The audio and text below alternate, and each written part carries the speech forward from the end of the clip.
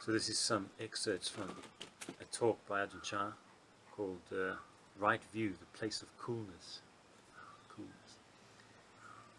Just a few paragraphs. The practice of Dhamma goes against our habits. The truth goes against our desires. So there is difficulty in the practice. Some things which we understand as wrong may be right, while the things we take to be right may be wrong. Why is this? Because our minds are in darkness. We don't clearly see the truth. We don't really know anything, and so are fooled by people's lies. They point out what is right as being wrong, and we believe it. That which is wrong, they say is right, and we believe that. This is because we are not yet our own masters. Our moods lie to us constantly. We shouldn't take this mind and its opinions as our guide, because it doesn't know the truth.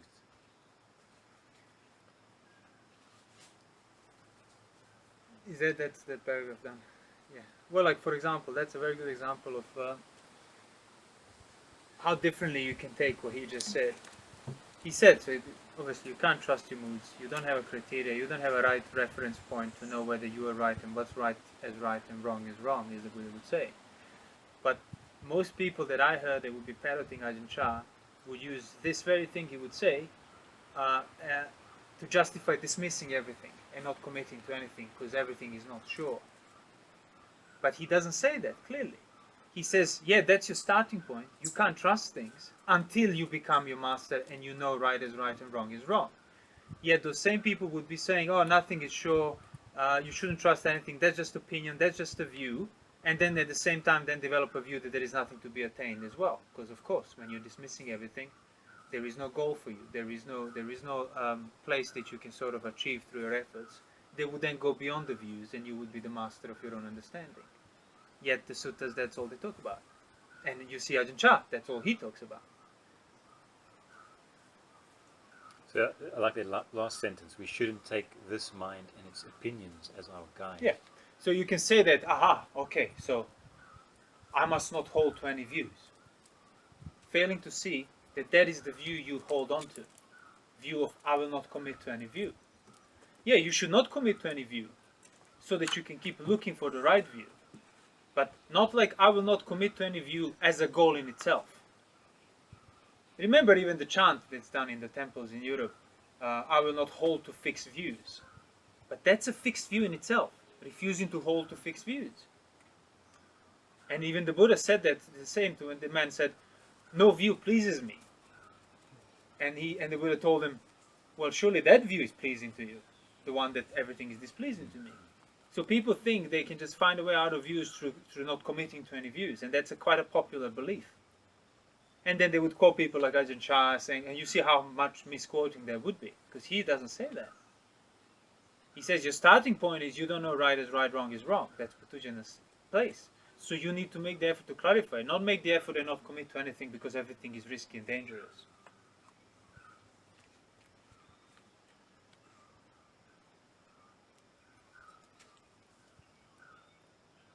So I'll continue.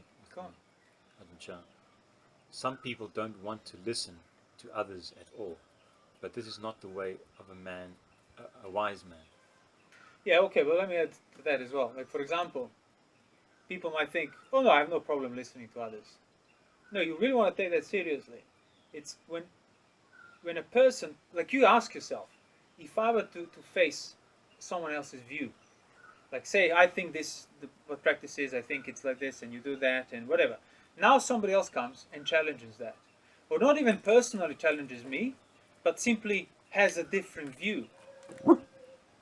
So you want to ask yourself, would I be affected by that? Am I threatened? Do I feel I need to defend myself on account of opposing views that don't agree with me? Do I feel a need to justify myself to myself?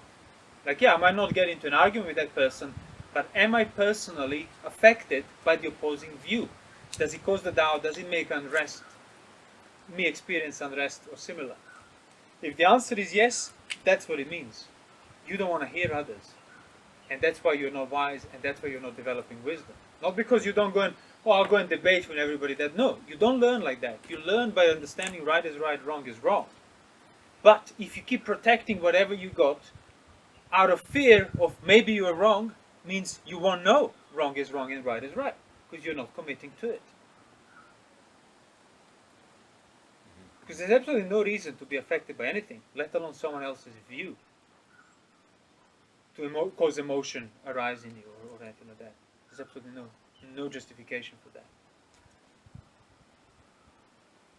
So a wise man listens to everything. One who listens to Dhamma must listen just the same, whether he likes it or not, and not blindly believe or disbelieve. He must stay at the halfway mark, the middle point, and not be heedless.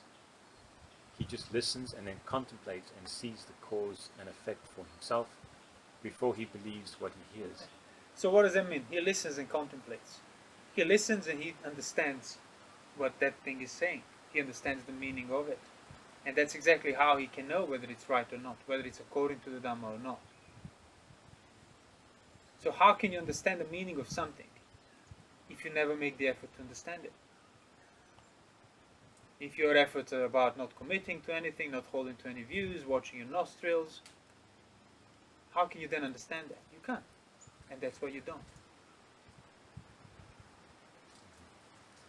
Even if the teacher speaks the truth, don't just believe it, because Exactly. you don't yet know the truth. You need to understand it. And like, not, oh, you must understand it for yourself, as in you're going to have a mystical experience for yourself. No, you need to understand it. And if you understand it, you will be able to explain it. You will be able to put it in words. Not made it completely inexpressible, idiosyncratic experience that nobody can relate to it, but you know it's my truth. No, that's just a mystical experience. That's the truth of it. You want to understand the universal nature of experience that's in common to all beings that contain they're made of 5 aggregates, which is all beings. And that's why you'll be free. And that's why anyone can relate to it. Exactly. Yeah. That's why the Dhamma is the path that doesn't change. Whether it's revealed or not, it stays the same. The universal principles remain the same.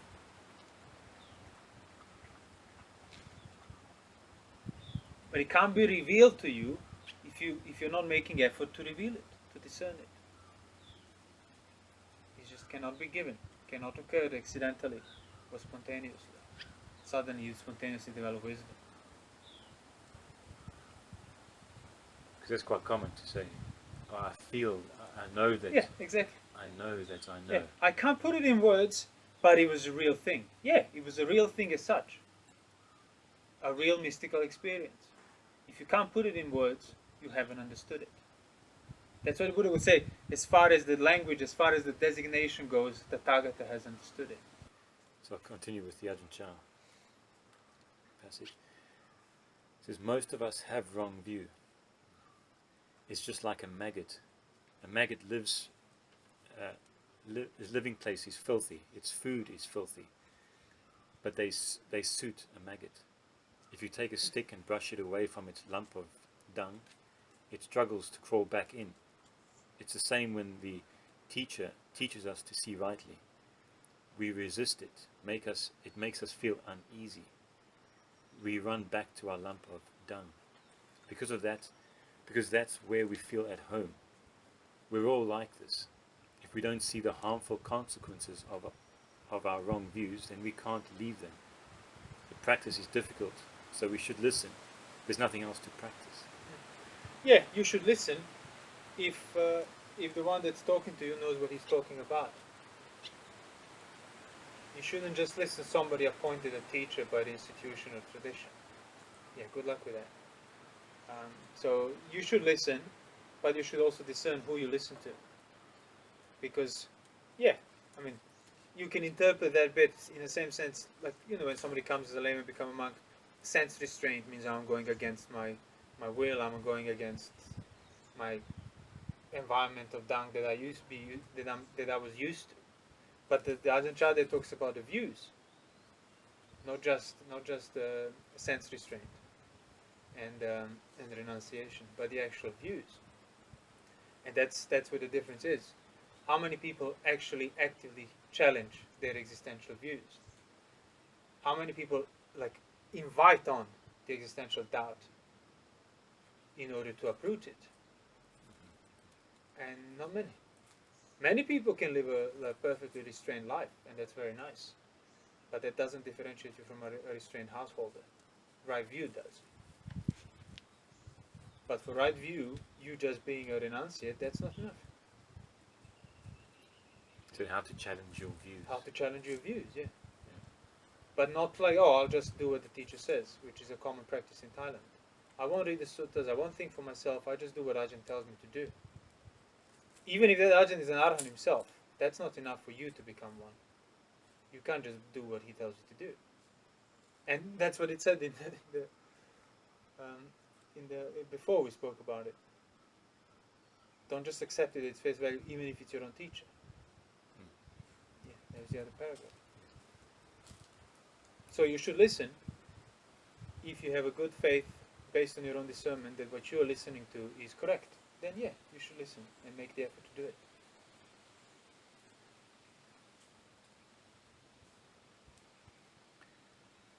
It says, if we have right view, wherever we go, we are content. Yeah. Because wherever you go, you're out of suffering. So Ajahn Chah says, I have practiced and seen this already. These days there are many monks, novices and lay people coming to see me. If I still didn't know, if I still had wrong view, I'll be dead by now. The right abiding place for monks, the place of coolness, is just right view itself. We shouldn't look for anything else. Yeah. Or as the Nyanamoli was talking about, the sense of safety, the safety ground, the safe ground, the right view. It's not shorter than that. That's why I keep insisting with people who trying to justify not having a right view, but arguing that they're on the right track of their practice. You can only know that if you have the right view. So until you have a right view, you shouldn't think you're on the right track, because it will make you complacent to that extent. And that's exactly what Ajahn Chah is saying there. The only place of safety and coolness is at the right view. There is no lower than that. So if you're aiming for lower than that, you can expect to be even lower than that. So you should really be aiming for higher than that, to at least get the right view then, as a result of it. Let's finish this quotation. Yeah, I finished this. So can I just come back to that first one when he said that we should not trust our moods? But our moods are also like part of our experience. Yeah, And not trusting the moods doesn't mean denying them. It means not acting out of them. In order to act out of your mood, you must have taken it for granted. Same. In order to act out of sensuality, you took it at face value. In order to act out of ill will, you took it at face value. You trust it. So not trusting it doesn't mean, oh, I'm not accepting this. It means I don't act out of it. It means I'm aware of it in its persistence, basically, for what it is, and I'm not trusting it to make me act and do things out of it.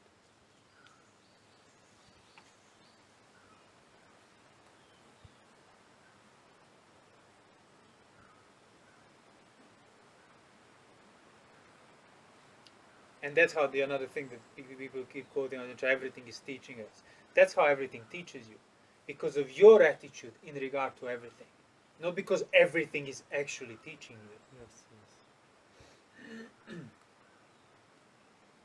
Which basically again brings that thing that we must put the effort to understand or to practice that the teaching is about the nature right of things effort. means anything partakes in that nature. If you're discerning the nature, means anything will be partaking in your discernment.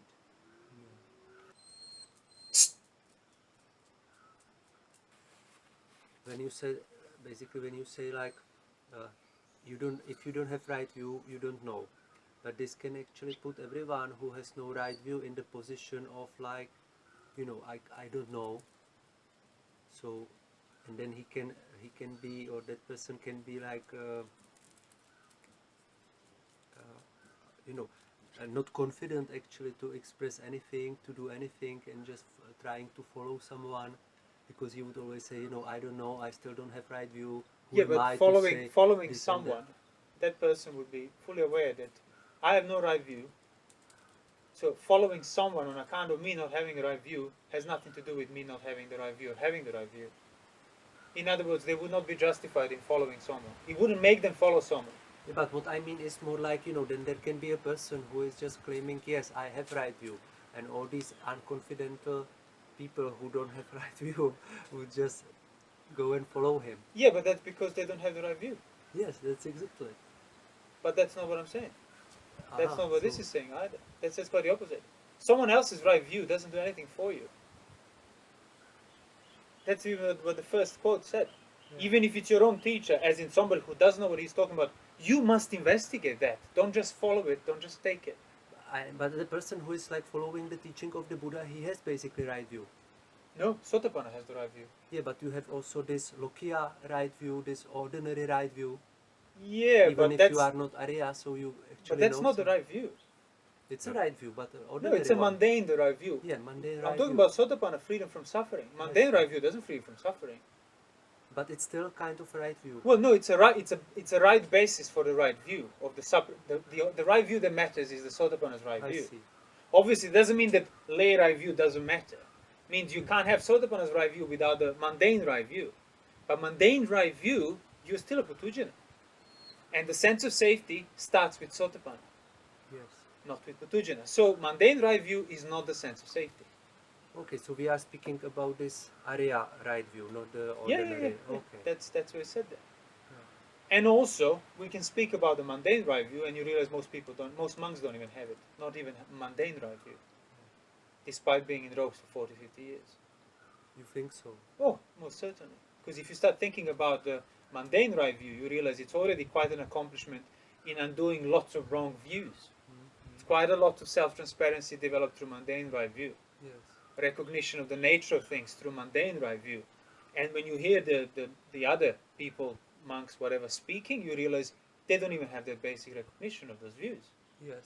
And so please, can you actually speak about this mundane right view? Yeah. Well, we spoke before. Remember, maybe we can I think it was with you that I spoke about the No. authenticity and self-transparency. Yes, that's for Exactly sure. what it is. Like a recognition of the validity of the arisen phenomena.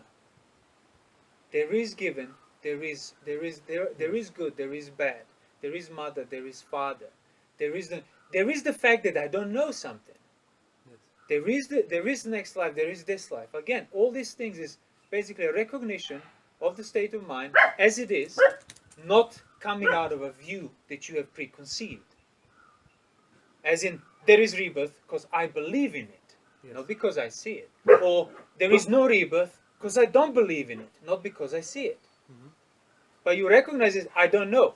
So first bit for me, it's not there is rebirth, there isn't. There is lack of knowledge. Yes. That's a factual thing. And you recognize it as an arisen thing. Yes. And like people might say, oh yeah, there is mother, there is father. But if you were to ask them, they would jump onto the review of modern science and medicine and explaining that it's just a bunch of molecules and electrons and there's nothing in reality is real, everything is constantly changing. So you see that fully committed Buddhist people and practitioner undermine the basic reality of the world that they've experienced themselves, and that you can't avoid it. But you can certainly misinterpret it with your view, which means they don't even have a mundane right view. Yes. Because their views deny the basic mundane aspects of their experience. And that's what it means. There is mother, there is father. Like, no, mother is mother. That's it. There is no lower threshold than that in your experience. Uh-huh. But people might talk about it on some occasion, but fundamentally their view would be like an external assumption of a scientific world, for example. Yes. Which says, well, in reality we are just, lumps of flesh, nothing's real. That's why everything is constantly impermanent. Yes. But there's nothing to do with Buddhist teaching whatsoever. No, there is mother, there is father. That's your threshold. That's your starting point. Then the impermanence you discern within that, it's that impermanence of ownership, impermanence of appropriation, impossibility to kind of be a controlled master of things because they've arisen on their own. And then you realize, it's the impermanence of my sense of self, not the impermanence of a random stone, tree, table, and so on. Yes. And how many times, I bet you heard yourself, people say that, yeah, modern science is proving that the Buddha was correct. Because everything is constantly changing. And you hear that from very, very senior established monks in their talks and whatnot. So you realize, yeah, you can be in robes for the rest of your life, 100 years, and still not even have a mundane right view, let alone supramundane. But it's no one else's fault. You are always solely responsible for the views you hold. So recognition of things arising on their own, to what extent they arise. Recognition of things as phenomena, if you want to call it that way. Not jump into material explanation, not mystify it in the ideological explanation, but literally just, no, this is the experience of having a mother. This is the experience of having a father. This is the experience of doubt. This is the experience of sensuality. Already we draw from that material content of it that we are also focused on. And that is the necessary basis for really discerning the signs of your mind as phenomena. Because that's the problem. Having these views prevent you from seeing your mind as a thing that has arisen. And that is an absolute prerequisite for the right view, as the Buddha said. Citta nimitta. Without it, you can't have the right view. I see. So how can you see your mind as an enduring thing when obviously enduring things you deny with your own view? So you need the mundane right view to get used to it and then to start seeing things that matter. Mind, feeling, intentions. On the level of enduring things. That's why many people struggle with those three characteristics that the Buddha describes. Arising is manifest, ceasing is manifest, persisting while changing is manifest. Yes. People read that, but they always keep saying and keep holding the view. Arising is manifest, persisting while changing is manifest, ceasing is manifest. So they change the order, because for them, it's all seen in the third person of me observing something lasting and then disappearing. But it isn't. Arising is manifest, ceasing is manifest, persisting while changing is manifest. And that's already something that's not linear in the way people are used to. Because if linear observance is required for you to understand impermanence, all you need to do is wait for your body to die. Death will be the enlightenment. But it isn't. Cessation is another arising, another manifestation. But for people, cessation means the impermanence. It doesn't. And that's what the Buddha said millions of times. Arising is manifested. Ceasing is manifested. Either way, thing endures, and that enduring is also manifested, persisting while remaining the same. And that relates to this, like there is mother, there Exactly. is father. A Yes. certain threshold that you don't overly kind of overly determine with your interpretation of science and medicine, but you don't go the other way and then mystify it and say everything is constantly whatever. No, you recognize there is the arising, it's manifested. Oh, there is the experience of cessation, it's manifested. Either way, things are enduring. Yes. Either in the form of arising or ceasing, they're enduring. And that's manifested as well. Yes. And we are basically caught in this manifestation. You That is, yeah, you can't step outside of it, you can't, It? exactly. The problem is you assuming the external point of view to it, which ultimately is what Attavada is, Yes. assuming the external self to this whole thing. So you basically can't step outside of Yeah, manifestation. that's You're what always- defines wrong view as a wrong view, a view that contradicts the fundamental universal aspect of your experience. That's why the Buddha did not invent the right view, did not invent the Dhamma, he just discerned it on the right terms. But yeah, for that you need instruction. You can't accidentally arrive at it, because everything points in the wrong direction. That the mundane right view sort of like properly anchors you, isn't it? And like in the sense that mom and dad, you only know them there, as in like you can't go back and like remember seeing mom, dad for the first time, Sure, giving birth or sure. something. No, that's what I mean. Mundane right view recognizes the basis of the arisen experience as a starting point. Yeah, like, See, like you have the arisen experience of Yeah. emotionally charged experience of your father getting sick or something. That is the base. That is the starting point. But you see, even most people's practice is about covering that up, denying it, removing it. Why? Because it bothers me. So then my practice becomes management of what bothers me. And you manage it through the wrong views. You manage it through saying, well, fundamentally it's just a collection of atoms. And what? That's another way of saying fundamentally there is no father. In reality, there is no father. It's just my attachment that the father is there. But it isn't. Your father is there. That's your starting point. And if you start thinking like that, then your practice of Dhamma cannot be the management. It can only result in uprooting of the problem in the first place. If your practice is secondary, means it's management, which means it's not the Dhamma, even if you do the Dhamma on account of it. But now you have no leeway of denying the fatherhood, experience of there is a father, the experience of there is a mother, the experience there is experience of doubt. Oh, I don't know that. Those are the arisen, factually enduring present states of your mind. And if you stop denying it, then you realize the only way to not be bothered by it is to uproot the craving towards the feeling, as in remove the suffering. Not through saying everything is already impermanent, thus I shouldn't suffer, or it's just a collection of flesh organs and constantly moving electrons, there is no father. Through denying it, you try to find a way out of what bothers you. And that's what I mean. It's management of the fact that you're bothered in the first place. But if you do Dhamma rightly, you can't be bothered in the first place. Then there is no reason for you to deny your father, mother, divine realms, whatever. There is no reason. Why would you? The only reason people deny it is because they don't know other way out of suffering. And Bhante, what about this experience of Kama and Vipaka? We don't have this experience. Yeah, see, that's another thing. The Buddha never said, like, you must figure it. He actually said, thinking about Kama and Vipaka will result in distraction or madness. But that's what you recognize. I don't know to what extent my actions will bear fruit. That's your factual experience right there and then. So how would you act then?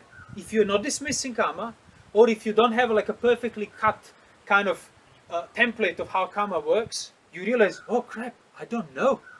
So I better be really, really careful, Yes. because even when I think I might be doing good, I don't know for myself. So it's not worth the risk. And it's same when people ask him about the next life, and Yes. the Buddha said, well, the truth is you don't know. That's your starting point. But you reflect. I don't know, so I better act in the best case scenario. In the worst case scenario, just in case that it is true, it's going to be too much to handle. So I'll assume there is, because it will make me act carefully. Either way, win-win. Yes, the win-win situation.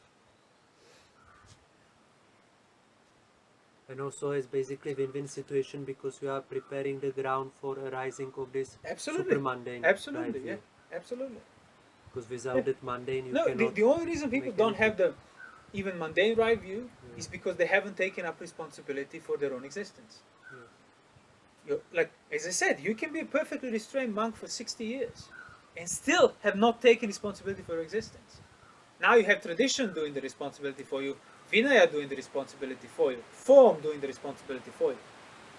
No, you must take it on. You must do it. Which initially is going to result, oh, so I could then decide to not do it. Literally, a whim of thought can uproot your whole existence. And that's very, very scary. So then you just move from one authority, placing it into the next authority. Until eventually you go into the authority of old age, senile experience of not being bothered by anything because you can't remember half of the things. And then you say, old age is so graceful and peaceful. Because sexual desire doesn't bother you because it just went completely dormant and you can't even bother thinking about it. So good luck uprooting anything at that stage. If you haven't uprooted things when they were obvious, when you could have developed transparency, you're not going to do it after hammering them down with like decades of habits of wrong views.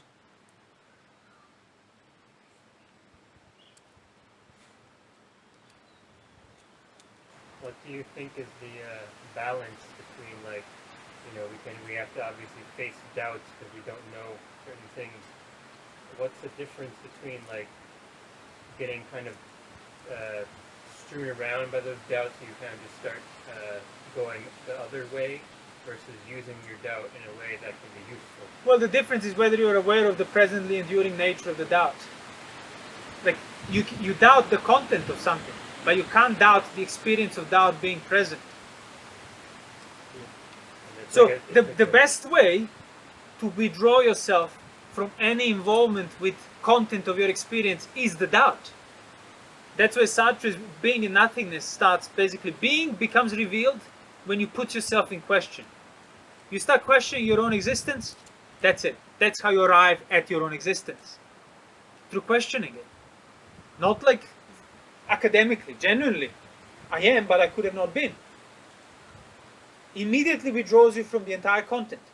If you understand the nature of that, means you have fully transcended any form of pull that content can exercise over you.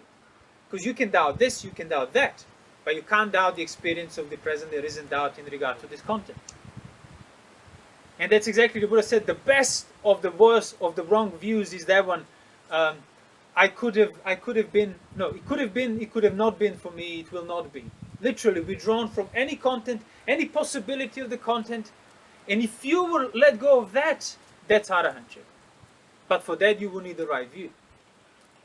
But still, it's a good thing, even with the wrong view, to develop it, because it already primes you very closely to the right view. You already are on the level of recognizing the universal aspect of the enduring experience, not being pulled by the content of it. So sometimes doubt will affect you more, doubt will affect you less, but you will know that you are more or less on the right tracks if you remain aware of the present enduring doubt as a state of mind. That's what I've been trying to think about when things like all these kinds of states, doubt, frustration, despair, trying to think about things like, it's a question of, but how bothered am I by it in the first place? And your mind kind of tells you that, like, it's almost like you're obligated to be bothered. Like, if you're not bothered, you're not doing the effort. Exactly. I must do something. Yeah. But then it's like, what if not being bothered by this is the effort? So you're not dismissing it. You're not denying it. Oh, there is no doubt. There is nothing. There is no mother. There is no father. But at the same time, you're recognizing, okay, it has arisen. It's real to that extent. But now the choice is on me to give in to the craving towards the content or not. And that's how you find that middle ground. To neither completely dismissing it, nor through completely giving into it and following it sort of off its course. Part of that mundane right view, at the end of that passage, says there are those who have realized for themselves direct knowledge and declare this world and the other world. So there are those who have realized, who know. That's mundane right view. So you know that it's possible. Well, the extent of the possibility. Why? Because again, like possibility, even for most people, even their own thoughts would be regarded as something that's not real. Because they're used to substance. Their view, the level of being, the level of proliferated consciousness is on the level of substance. So when their thoughts are there in the background, it's usually, oh, that's not even real. But the fact that you can call it not real means there is something that can be called not real, which means that thing is real. So your view of this is not real or it's less real, it's a complete contradiction in terms. So you completely undo that, you will recognize that possibilities are real as such. And to that extent, you understood that extent. Of this world, of the next world, of the current world, of all the possible worlds. So coming to the knowledge that, it's possible, someone says it's possible to be free from suffering. Exactly. Completely. Yeah. So That's that possibility is present in everyone's experience right here, right now. And always is, always was. And will be as well. And what do you do with it? Exactly. Oh, so there is mother, there's father. There is the possibility of freedom. There is the possibility of the right view. There is the possibility of arahantship. To the others, no, there's no possibility. No. Well, that's what I mean. Usually, almost automatically, that's what I said when you read the previous passage. You start denying this basic manifestation of things. You start justifying it through external views. You will automatically arrive at the view of there is nothing to be attained anyway, or nothing can be really attained.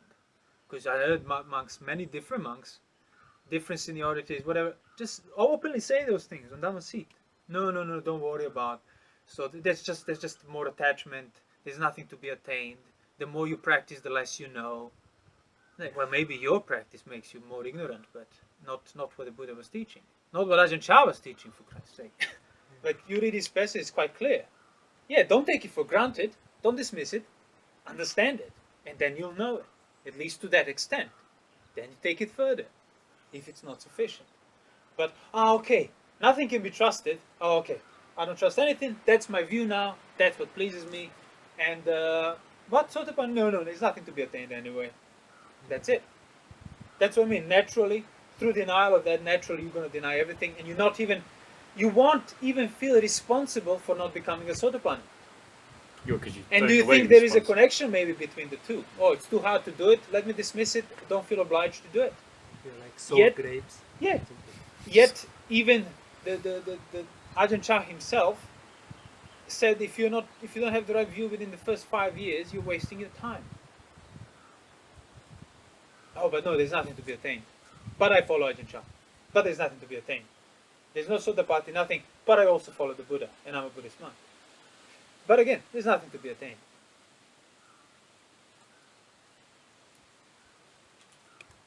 That's what I mean. It comes down, mundane right view comes down to accepting that responsibility. Yes. Because there is possibility of enlightenment. Oh, so it's my possibility of enlightenment. It's possibility of my awakening. And And if I also don't, your- So I'm responsible for it then. Yeah. So there is a possibility to be free. I'm perfectly free to choose to not go that way. But that means I will be responsible for not getting the results of it. Yes. And that's the first thing that hit me when I started reading the suttas as a layman. When the Buddha says there is suffering, there is freedom from it, come and see for yourself. And I remember, because I couldn't even find anybody say that. And now I found somebody said it. And I remember it was finally somebody said it, and I felt it like, I don't have to follow it. Now I know there is, but I could go the other way. But I immediately felt like, okay, so if I choose to not become a monk and practice this, I am fully responsible for whatever happens to me for the rest of my life, even if it's not my fault in lay terms. There is the world, there is freedom from the world. You choose the world means you choose everything else that might come on account of that world. It's based on that choice of you not renouncing it. And that, I couldn't ignore that. I could not ignore that fundamentally then I'm responsible even for complete things that are completely out of your control. Because you chose to stay in the domain where things out of your control can happen. Good or bad, doesn't matter. So recognizing that, there is the enlightenment, there is my enlightenment. My possibility. And how can somebody, without acknowledging that existence of possibilities, without reverting to some explanatory third-person wrong view, how can then he take that on as his practice? He can't. His practice is going to have a magical connection to the result. Oh, I'm devotional, I'm this, I'm doing that, I respect tradition, I meditate 3 hours a day, I watch my nostrils, I watch the soles of my feet, and then enlightenment will happen to me on account of these observances and duties that I do. No, enlightenment cannot happen, you can only develop it. In order to develop it, you need to know what it is. And how can you know what it is when you're even denying the basic possibility of it being in the first place? So yeah, mundane view is very important. But it's not to be confused. A lot of people would say that it's not possible for me in this lifetime. Yeah, that's what Nyanamoli said. Like, unless you feel that it's your duty to become a Sotapanna, you will never do it. It's a hard thing to do, and the only way to do it is through full acceptance of responsibility for not doing it, which would be more unpleasant than trying to do it. And that's how you do it. You say it's your duty to be free from suffering. Yeah. Not duty, responsibility. Your responsibility, yeah. It's your Your highest responsibility. If you're not free from suffering, it's on you. If you're free from suffering, it's also on you. So you have a choice. No complaints. No. No blaming. Yes. Yeah, that's good that you said this. Yeah. It's your responsibility. If you stay in the realm of Mara, it's your responsibility, whatever happened to you. You know, whatever kind of suffering. But And you'd be surprised how much people don't want to hear that. So it's like, no, you can stay a layman. Whatever happens to you, literally, it's your fault. If you want to blame somebody, you can only blame yourself.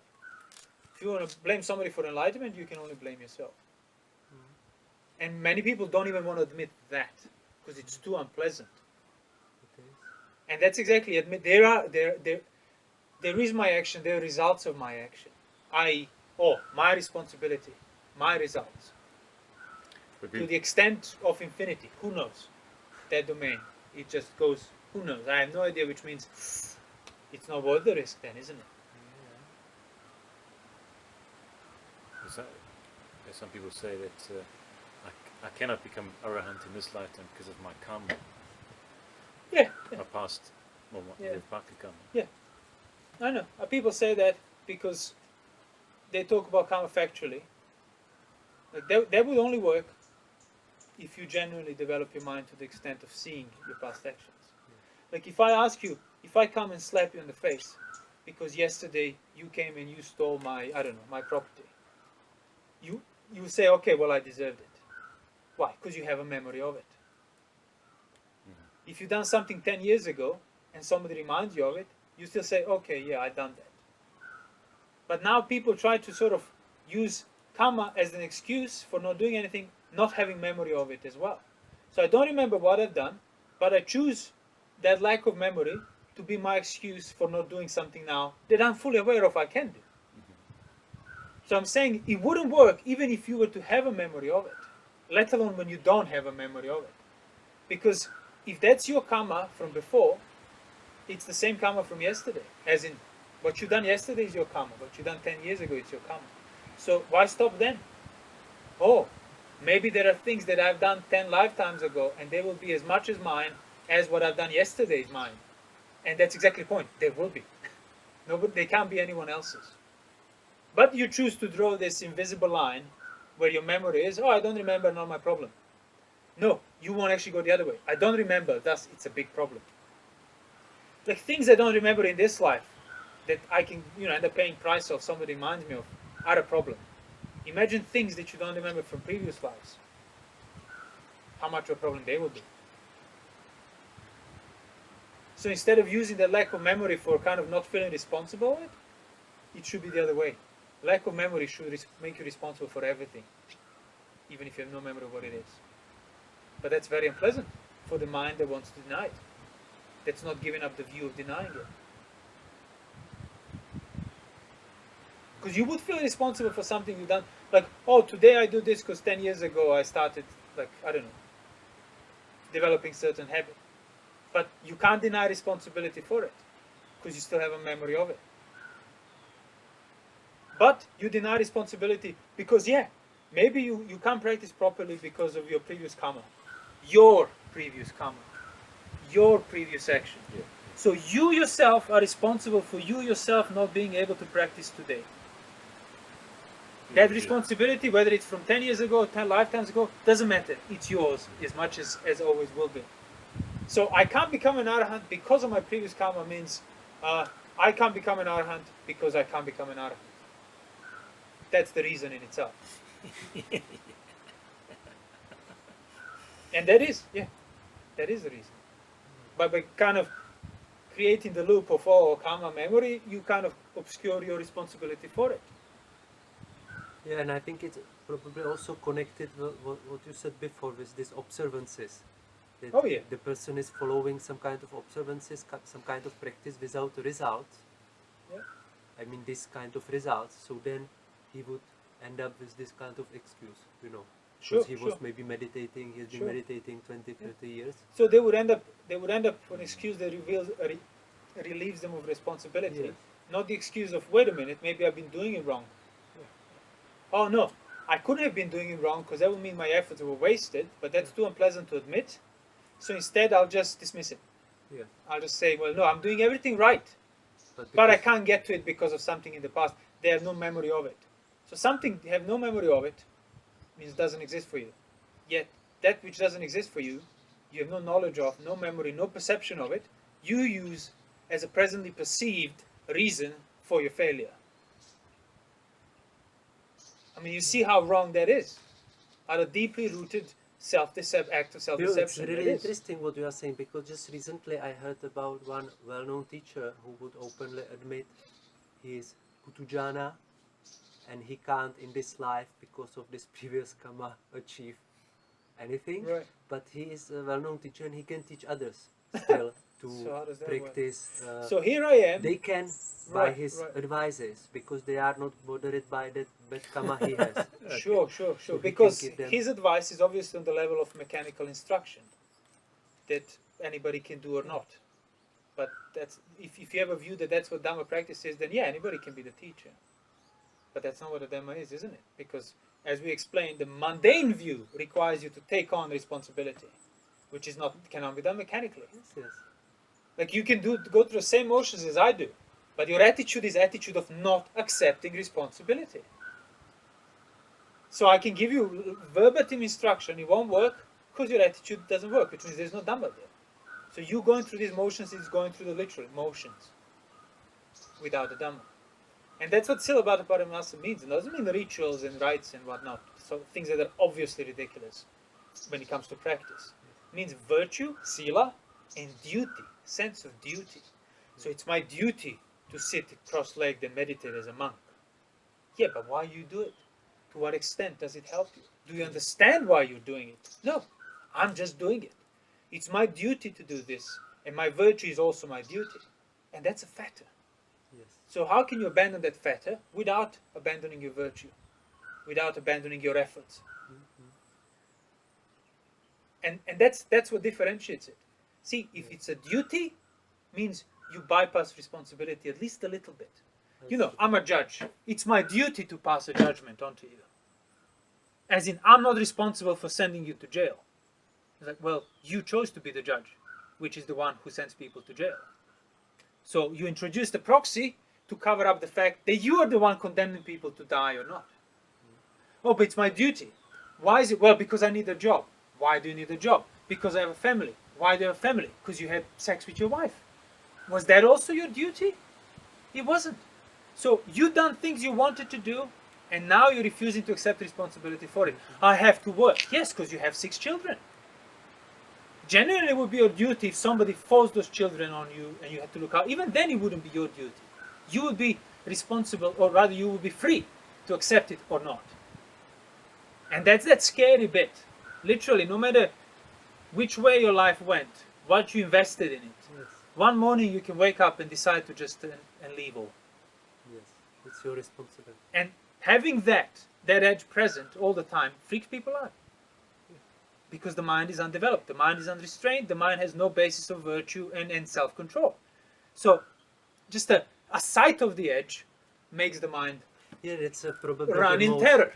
The most like scary thing to accept your Yeah. responsibility. That's for. the most scary thing for monks when they ordain. Like my duty, my virtue, I must do this, Vinaya, and you become extremely neurotic, whereby it's not even Vinaya anymore, it's just some obscure, ridiculous interpretation upon interpretation. Well, the rule is clear, context is clear, everything is clear, but a person can't sleep for 5 days just because mind is, oh, what if? Because through avoiding responsibility, you actually make things worse for yourself.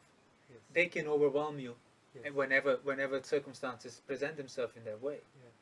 Initially, it's going to be much more unpleasant to accept responsibility for your virtue. Like, no, I am choosing to do this. I am choosing. It will then enable you to draw a line as well to the mind infected with doubt and Mara and everything else. No, I will not think that because I know exactly what's right. And even those people know exactly what's right.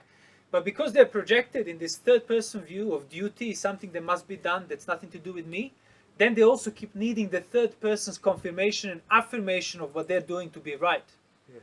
That's why the doubt can only be settled by going around and asking people, and so they tell you what you want to hear, by reading, interpreting until you get what you want to hear, by having everybody else does the same rites and rituals you do, because if they don't, it will question the validity of the stuff you do.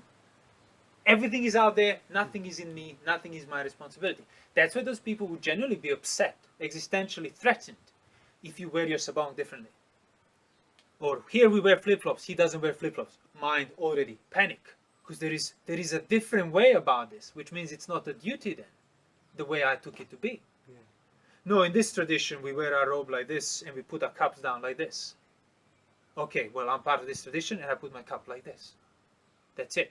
Meltdown. Because their practice is out there. Well, this is what must be done, which means this is what must be done by everyone. Because if they don't do it, then I realize I'm responsible for keep assuming that this is what must be done. So it brings you back onto that personal responsibility that you wanted to avoid in the first place, which is why you latched onto that factor of duty and virtue. Yes. So there is no Dhamma without Sila, but Dhamma is not a Sila. Yes. And as regards the Sila, but Paramasa, can we say, so as I understand, it's basically about this attitude. So when you change that attitude, you remove just Paramasa, but that Sila, and Exactly, but that can stay exactly. same, basically. Like, yeah, so Sotapanna outwardly you doesn't would abandon not- his Sila to become a yeah. Sotapanna, as in he starts doing the opposite. So outwardly you maybe you don't see any difference in behavior of that person. Absolutely, yeah. Yeah. But that person who is fully projected in that external third person view, they can't see that. For them, saying Dhamma is not sila means, so I must not keep sila then. Literally. If you say that sila, bhata paramasa, is a fetter of you assuming this is my duty and virtue, by doing so avoid personal responsibility for it, for them that means, okay, so I should disrobe and go and, find a wife and so on. No, doesn't mean that at all. Sila remains unchanged. But your attitude has now changed. It's not you doing it anymore on account of the external assumed authority or whatever. You're doing it because you see it exactly as a necessary basis for discerning the nature of phenomena of your mind, feelings and intentions, which you now understood is the way out of suffering. Yes. So unless that responsibility is taken on for doing it in the first place, even the wrong things you're doing, even the fetters you're holding, you can't uproot them. Because if you deny that as a fetter, you cannot undo that fetter because you're not seeing it. What would be another translation of that sila bhata paramasa? What would- I think virtue and duty is a good Virtue. translation. But not non-responsibility in virtue. Oh yeah, sure.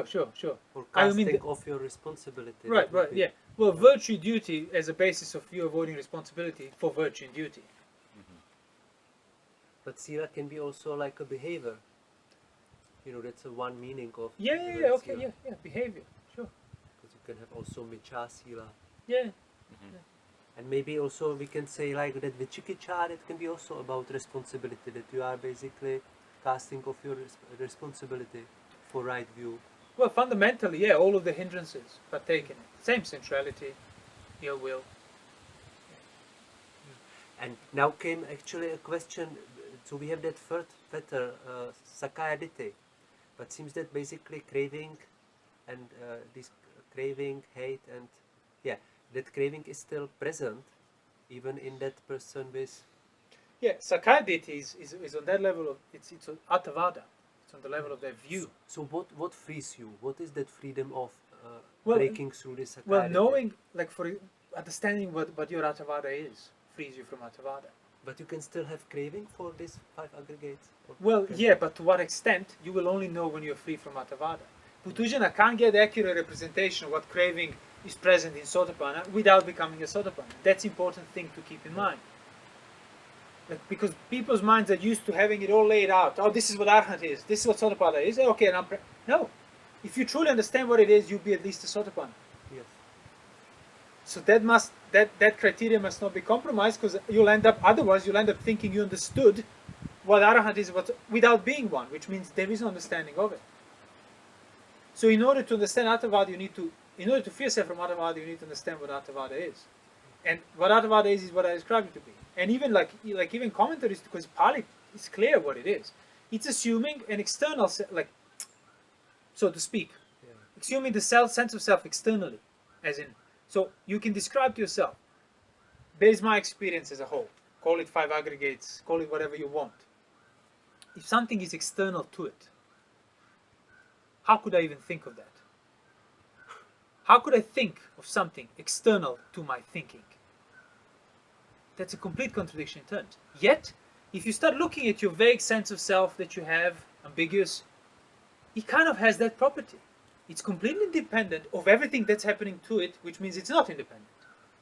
But you keep maintaining that utter, blatant discrepancy because you never think about it. And even you go to practice Dhamma, become a monk, and that takes you even further away from thinking about it. You just find a niche of things you do now. You don't do everything. You're restrained, but you're still doing it. And you're doing your meditation technique, and you're doing your methods, and you're doing this, and you're doing this, and you're doing this, and your responsibilities, and you never stop and think about contradictions that you carry throughout all that doing. That's why you can't do your way out of enlightenment. You do your way out of ignorance towards enlightenment. And You can't keep performing karma. They will free you from karma while you're performing the karma. You can only set up the right karma, so to speak, the right action of renunciation, saying no to the senses, becoming a monk and so on. So yeah, there is some karma involved, some acts, on the basis of which you can understand the nature of action. In the same sense, you need to abandon evil by establishing the basis of good, so that you can then understand both and free yourself utterly. yes. But people, Silabhata Paramasa is on the level of you still assuming the connection between you doing things and contributing towards enlightenment. only efforts to understand nature of things contribute to enlightenment, but you'll only know how much in hindsight. You can't tell at the time. Only once you get the right view, you realize, oh yeah, it's all those nights I spent like thinking and pondering relentlessly on the meaning of my feelings or intentions, nature of consciousness. Oh yeah, that's a direct way that results in understanding of those very things. But not until you understand. And that's the simile of the axe, the handle. Yeah. Then after, oh, now I need to replace it. I've done. Look, I used it all up. Gone. Worn out. Ignorance is gone.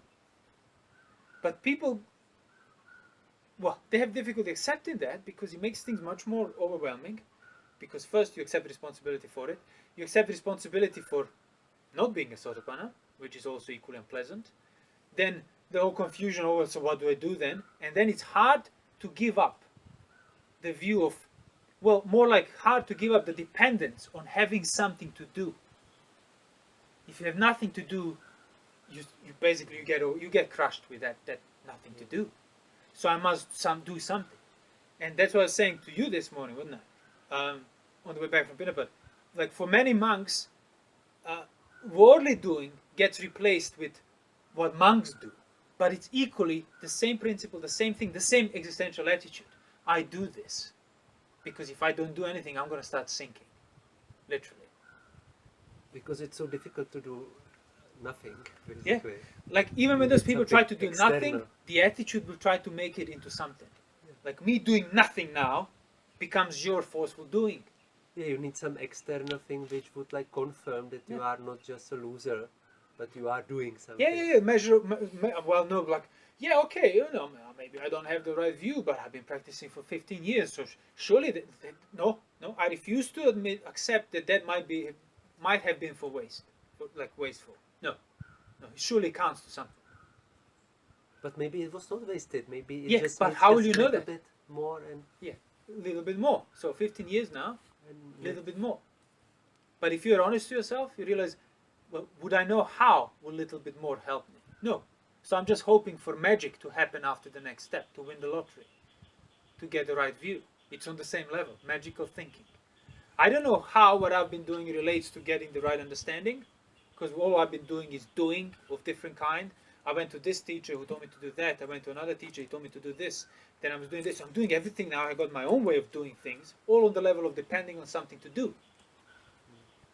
And then, the more you invest in it, more effort invested, the harder it will be for you to look at it for what it is. I still don't know what I'm doing, and I still depend on having something to do. Yeah, especially if you spend like thousands of hours in meditation. Oh, absolutely. Absolutely. It's terrible to admit that it was just a waste of time. Well, I think it becomes impossible to admit. Like full on. Admitting would equal breakdown. And I want to ask another thing about this Sakaya Ditti, because basically, as I understand it, that Atta is included in your experience, and your experience is basically condition is external, as you say, so to speak. Yeah. So it cannot be but that's the thing. Independent Atta. Yeah, it's not. But it's not like the reason why what you just said is not accurate is because even when you have a thought of what externally conditions your experience, that cannot be that external because of which your experience is conditioned. How can you experience that which is beyond your experience unless you experience it? Yes. So if you're experiencing it, it cannot be external to your experience because it's your experience. No, I mean external to this sense of me. Like well, this no, is not like me. Any notion of external, it's internal for you already. And that's how you uproot Attavada. By not giving it any way out. Because you are always actually in that experience. Well, you have no choice, of course, no choice. but your view doesn't think that. So any form of allowing, any form of external, it's allowing the basis for the Attavada to be there. So can you? So see, even when you say my Attavada is conditioned by external, you already assumed external, independent of your experience, and that's the basis for your very Attavada you're trying to undo. I got it. And so can you always like try to catch this kind of point? Yeah, that's the whole point. Keep bringing the point back to your mind, and then not losing it.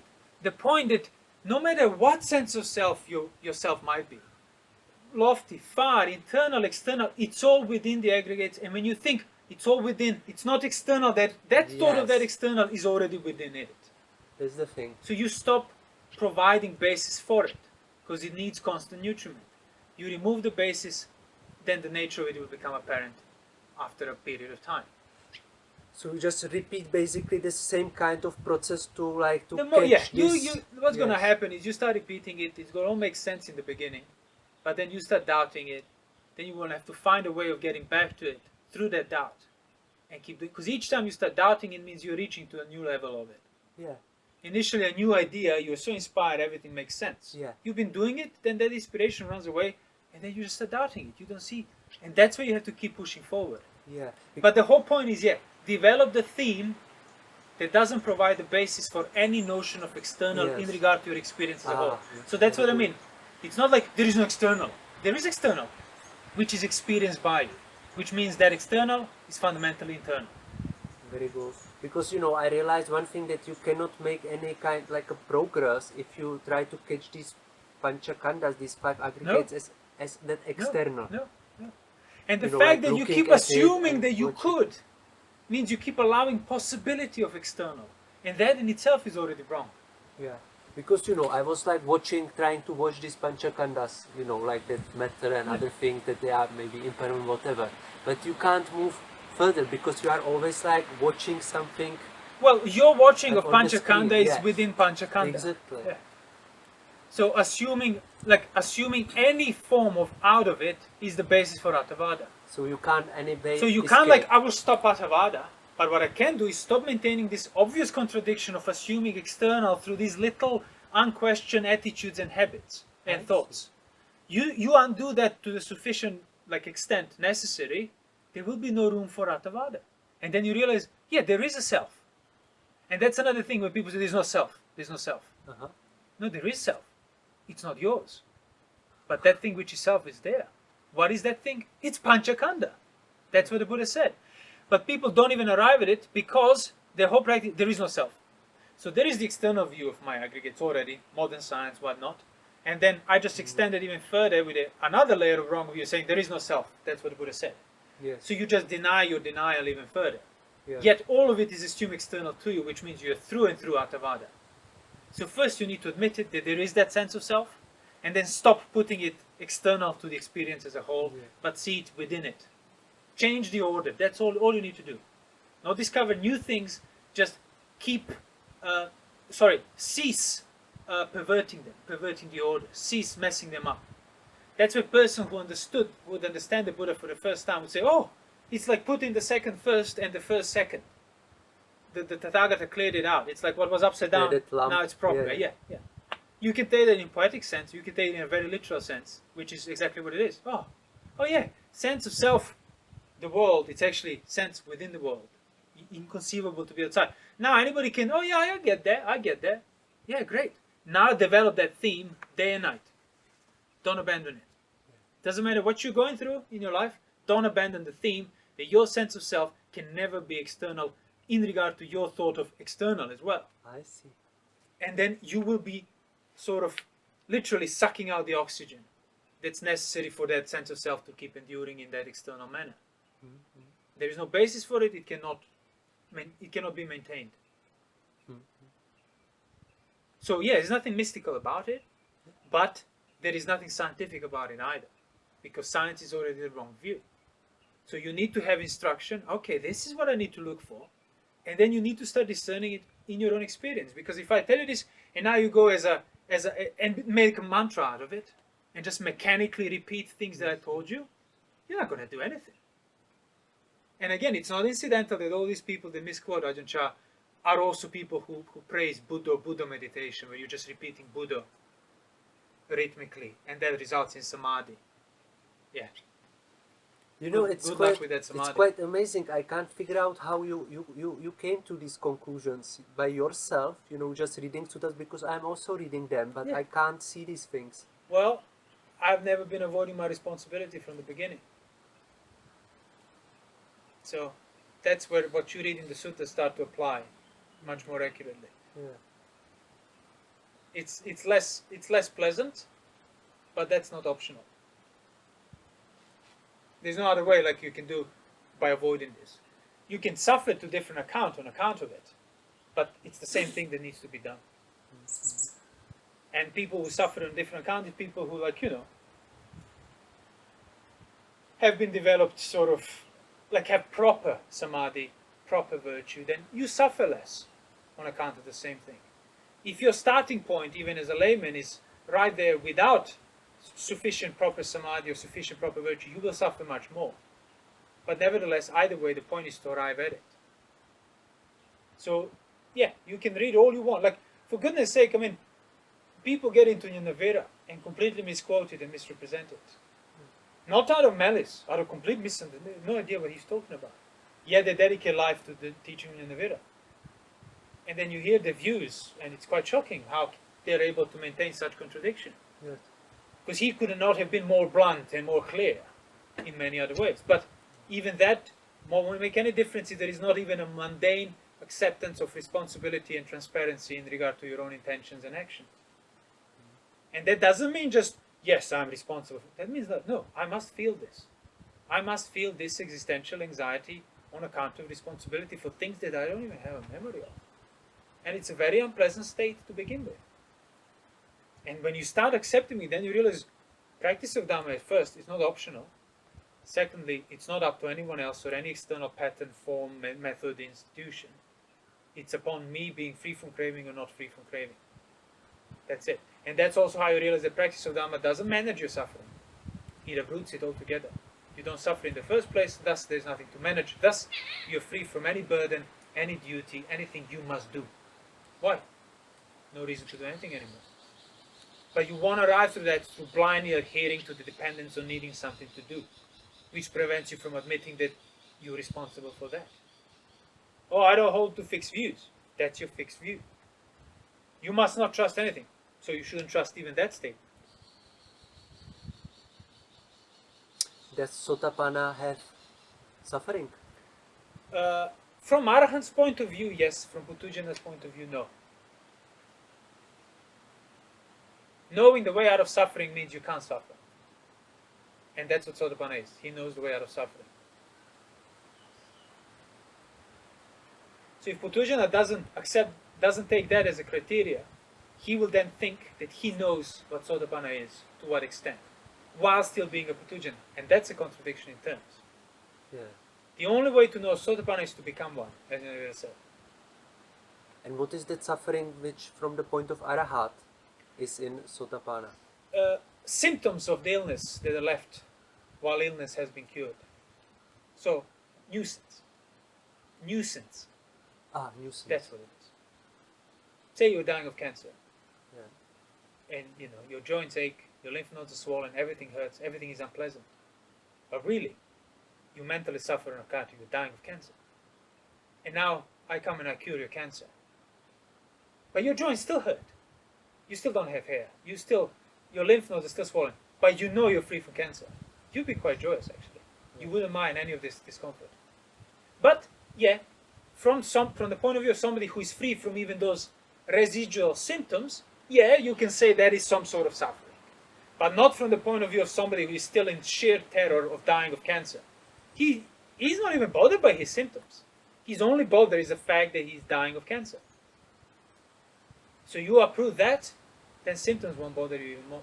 Symptoms will bother you even less. That's why Sotapanna can turn away and sort of go back and whatever. Or lay people can be Sotapannas and so on. And Sotapanna Still can live the become- life and be attracted to sensuality and everything else. Because you have uprooted the illness completely and you fully understand that. It's not like, oh, what is happening to me? No, you know exactly what's happening. So no amount of symptoms can reintroduce the illness. And that gives tremendous confidence. Because of which you can become careless and complacent. Because you don't care. Ultimately, you know that you cannot become ill. Doesn't matter what you do. But he still doesn't have a full understanding of things. No, he has full understanding, but he has not dwelt enough in the theme of full understanding, not long enough. In the same sense, I just gave you like how to uproot Attavada. You can't just think about the theme once or twice. You must keep discerning it and dwell in it for as long as it takes, until the handle of the axe wears out. You don't know when that is. I see. For Sotapanna, it's even clearer than that, because he knows exactly what to think and what themes to develop. He just needs to do it. That's why the Buddha keeps encouraging, causing a rising sense of urgency. Because for most Putujanas, when they think Sotapanna, it's pretty much almost an Arahant. Or it's basically almost like what I am, a Putujana. They can't see Sotapanna for what it is. Because of that, they're not a Sotapanna.